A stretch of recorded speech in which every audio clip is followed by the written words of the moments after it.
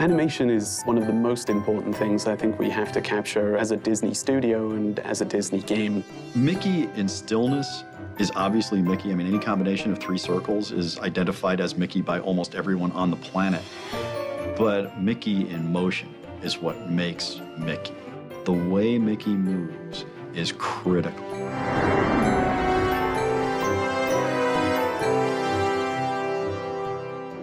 Boy, did everybody here watch a lot of cartoons. We have all of the Mickey cartoons, all the Oswald cartoons, and all the features. And we would sit here and watch them over lunch and talk about what made them special and what made them great and what elements we wanted to incorporate into the game. Looking back through the archives, seeing how those characters were animated in their original roles, and bringing that to Disney Epic Mickey. We consulted with Feature Animation, we consulted with Pixar. In making a game about Mickey Mouse, of course, the animation quality in our title had to match feature movies. That was the kind of fidelity we were trying to achieve. I wanted Smee moving the way Smee moves. I wanted Horace Horsecollar moving the way Horace moves and Clarabelle moving the way she moves. I'm telling you, the animators nailed it. Disney has a series of lectures, all the way from, some of the 9 old men up to the present. We have access to all of those, so we could learn from the masters. We had access to some of the most senior animators at Disney Feature Animation, and trust me, they critiqued our animations. There was a level of detail that those guys can get to about specific animations that I had never seen in my life, and I've been working with animators, for 30+ years. The animators, early in the project, recreated moments from real Mickey cartoons. Each one of us took a scene and reproduced it in 3D from what we saw in 2D, trying to figure out what was the appeal that drew us to Mickey in the first place. We did extensive research just to make sure that the animators had the spot-on feel of not only the personality of those characters, but also what the Disney animators had brought to those characters to begin with.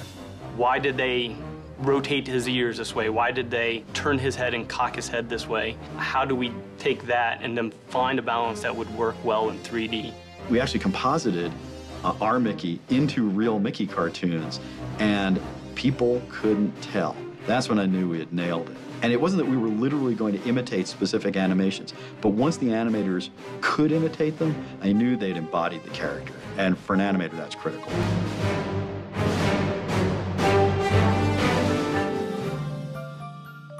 There are clearly differences in a medium where you have 24 frames a second, and you can spend 24 hours rendering 1 second of screen time, and a medium where you're trying to do 30 frames a second and render them in real time. In a game, we have completely different constraints. We're about repeated actions. We are all about magic moments, but they're magic moments that players create by combining those repeated actions in different ways in different contexts. I have a designer I work with closely who keeps me on my toes and makes sure that I'm not putting too much into my animation that would take away from the player's experience.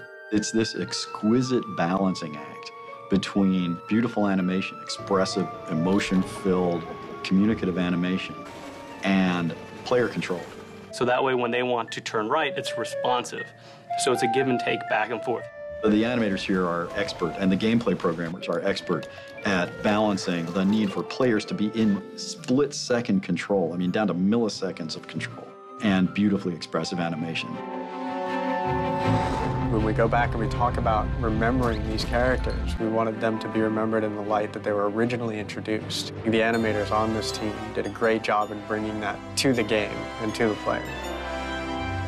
I look at the game and I just think we've captured the essence of Disney animation in a game.